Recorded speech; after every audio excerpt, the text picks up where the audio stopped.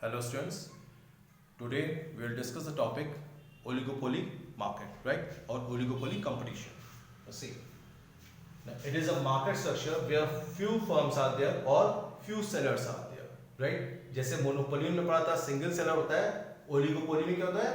Few sellers होते हैं, बहुत ही कम फर्म्स इन्वॉल्व होती हैं, राइट? और जो भी फर्म्स होती हैं बहुत कम होती हैं, फ्यू फर्म्स होती हैं, so they produce or sell either homogeneous product और डिफरेंशिएटेड प्रोडक्ट्स। या तो फर्म्स हैं एक जैसा बनाएंगी या अलग अलग बनाएंगी। तो फ्यू फर्म्स होते हैं, मान लीजिए हमने ए बी सी डी ई, हमने 5 फर्म्स मानी, तो ये पांचों फर्म्स या तो एक जैसी बना रही होंगी या अलग अलग प्रोडक्ट्स सम डिफरेंशिएशन के साथ बना रहे होंगे। तो they can either produce homogeneous also, जैसे ब्रेड हो गया, सीमेंट इंडस्ट्री हो गया, पेट्रोल हो गया, कुकिंग गैस हो गया। ये क्या है, चाहे कोई भी फर्म हो ये बनेगा सेम ही तरीके से, राइट? तो ये क्या हो जाएंगे, होमोजीनियस प्रोडक्ट। डिफरेंशिएटेड हो गए या हेट्रोजीनियस प्रोडक्ट, वो कैसे हो, जैसे सोप्स हो गए, एलईडीज हो गए। अब आप सोप देखते हैं कई सारे वैरायटीज के आते हैं, होता बेसिक काम देखिए क्लीननेस वाला, लेकिन क्या है अलग अलग उसमें कोई आपका फ्रेग्रेंस अलग होगा या कोई अलग सॉल्ट से अलग केमिकल से बना होगा, तो होगा सोप, लेकिन अलग अलग कुछ ना कुछ ऐसा पॉइंट उसमें होगा जो एक प्रोडक्ट की कंपनी को दूसरे कंपनी प्रोडक्ट से अलग करेगा, डिफरेंशिएट करेगा। तो दो तरह प्रोडक्ट्स बनेंगे, एक तो होमोजीनियस होगा या डिफरेंशिएटेड होगा, जैसे सोप्स हो गया, एलईडीज हो गया, रेफ्रिजरेटर्स हो गए या ऑटोमोबाइल कंपनी से प्रोडक्ट्स हो गए, राइट? नाउ कौन कौन से ऐसे सोर्सेज हैं जिससे हमारे ओलिगोपोली मार्केट क्रिएट होता है? जैसे नंबर है ह्यूज कैपिटल इन्वेस्टमेंट। अब जैसे स्टील इंडस्ट्री है, एल्यूमिनियम की फैक्ट्री हो गई या जो रेफ्रिजरेटर फैक्ट्री हो गई, इसमें बहुत ज्यादा पैसा लगता है and they are capital intensive industry. तो बहुतों के पास इतना ज्यादा बल्क में पैसा नहीं रहता है कि इतने ह्यूज इन्वेस्टमेंट से बिजनेस करें। तो एक तरीके से ये भी एक जो ह्यूज कैपिटल इन्वेस्टमेंट रिक्वायरमेंट है, एक तरीके से बैरियर बन जाता है और फर्म्स को एंट्री करने का। दूसरा, ये जितनी फर्म्स होती हैं ये बहुत कैपिटल इंटेंसिव होती है, मतलब इनके पास पैसा अच्छा खासा होता है, तो इसलिए क्या होता है ये लार्ज स्केल प्रोडक्शन कर सकते हैं, जिससे इनको कॉस्ट में एडवांटेज मिल सकती है। अगर कोई और फर्म अगर एंट्री करने की कोशिश करेगी तो ये लोग उसको कंपीट नहीं, तो वो जो नई फर्म होगी वो इन लोगों को कंपीट नहीं कर पाएगी, क्योंकि उस नई फर्म के पास इतना पैसा नहीं होगा कि वो इस एडवांटेज को कर पाए। Next is patent right. अब आपको पता है कि यहाँ फ्यू फर्म्स होती हैं और डिफरेंशिएटेड प्रोडक्ट्स होते हैं, तो कुछ ना कोई फर्म्स क्या करती है, उन चीजों पे पेटेंट राइट ले लेती है गवर्नमेंट से, राइट? इसका मतलब कि सिर्फ वही कंपनी वैसा यूज कर सकती है, वैसी टेक्नोलॉजी यूज कर सकती है, दूसरी और कंपनी वो टेक्नोलॉजी यूज नहीं कर सकती। Next is control over certain raw material. अगर कोई बहुत ही इंपॉर्टेंट रॉ मटेरियल है, उसकी अगर सप्लाई है, अगर आपने उसका कंट्रोल ले लिया है, तो एक तरह से अच्छा खासा ओलिगोपोली मार्केट क्रिएट हो जाता है। Next is merger and takeovers. अब यहां समझिएगा, मर्जर का मतलब है मान ली दो कंपनीज थी ए एंड बी, राइट? ये दोनों मिल गए, बना लिया ए बी कंपनी, या मान ली कोई सी कंपनी नाम रख लिया। तो इसमें क्या है, दोनों कंपनी खत्म हो गई और एक नई कंपनी सामने आई, ये दोनों कंपनी मर्ज हो गई, राइट? दूसरा टेक ओवर। टेक ओवर में क्या है, मान लीजिए दो कंपनीज है एक्स और वाई, ये दो कंपनीज है, एक्स ने टेक ओवर कर लिया वाई को, एक्स ने टेक ओवर किया वाई को, यानी कि वाई का एग्जिस्टेंस खत्म हो जाएगा, वाई का एग्जिस्टेंस फिनिश हो जाएगा और सिर्फ एक्स रहेगा, राइट? यानी एक्स खत्म हो जाएगा और सिर्फ वाई खत्म हो जाएगा और सिर्फ एक्स रहेगा, राइट? इससे फायदा क्या होता है, हम नंबर ऑफ फर्म्स कम हो गई और कंपटीशन हमने खत्म कर दिया, राइट? जैसे आपने सुना होगा एक वो फेसबुक वाला और व्हाट्सएप वाला, याद है नहीं याद है, क्या हुआ था, फेसबुक वालों ने व्हाट्सएप को पूरा खरीद लिया था। तो अगर आप किसी कंपनी को नहीं बीट कर पा रहे हो, क्या तरीका है, उसको खरीद लो। दैट वाज टेक ओवर और एक्विजिशन। तो ये आज के जो मार्केट सिनेरियो है उसमें ये इसको हम लोग बोलते हैं स्ट्रैटेजिक अलायंस।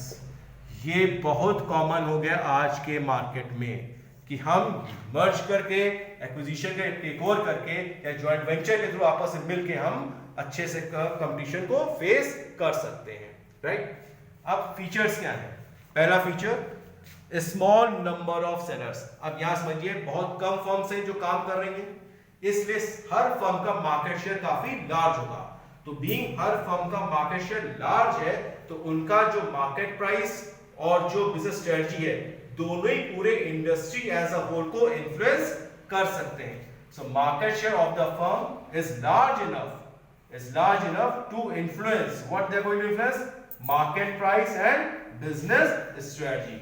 मतलब अगर ए बी सी डी ई ये 5 फर्म्स हैं, ए या बी ने अपनी किसी भी स्ट्रेटजी में कुछ भी चेंज किया तो सी डी ई को भी उसको अपने स्ट्रेटजी को चेंज करना पड़ेगा, या ना कोई एक काउंटर एक्शन प्लान उनको लेना पड़ेगा, राइट।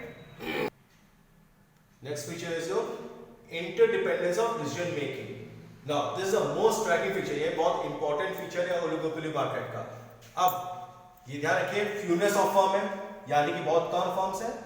जब फर्म्स कम है तो कंपटीशन भी बहुत एग्रेसिव है, बहुत ही कीन कंपटीशन है, और इस कंपटीशन का ये जो फॉर्म लेता है, क्या फॉर्म लेता है, एक्शन का, रिएक्शन का या काउंटर एक्शन का। मतलब अगर 5 फर्म्स है ए बी सी डी ई, अगर ए ने कोई भी प्राइस में चेंजेस लाया या बिजनेस स्ट्रेटजी कोई चेंजेस आया तो ये बी सी डी ई इन चारों को कोई ना कोई एक्शन या काउंटर एक्शन लेना ही पड़ेगा, ओके। और ये कब होता है, then there is an absence of collusion between firms, right? collusion का मतलब क्या होगा कि जब फर्म्स एक दूसरे के राइवल हैं, एक साथ मिलकर काम नहीं कर रहे हैं, ठीक है। नेक्स्ट इज जब फ्यू फर्म्स हैं उनकी बिजनेस स्ट्रेटजी क्या हो सकती है, या तो प्राइसिंग से रिलेटेड होगी या एडवर्टाइजिंग से या मॉडिफिकेशन से। तो फ्यू फर्म्स होती हैं, इसलिए सभी फर्म्स क्या करती हैं, दूसरे फर्मों की स्ट्रेटजी को बहुत ही क्लोजली वॉच करते हैं कि कोई भी कंपनी उसकी क्या प्राइसिंग स्ट्रेटजीज है, वो कैसे एडवर्टाइजमेंट्स कर रही है या प्रोडक्ट में क्या कौन से चेंजेस ला रही है, राइट।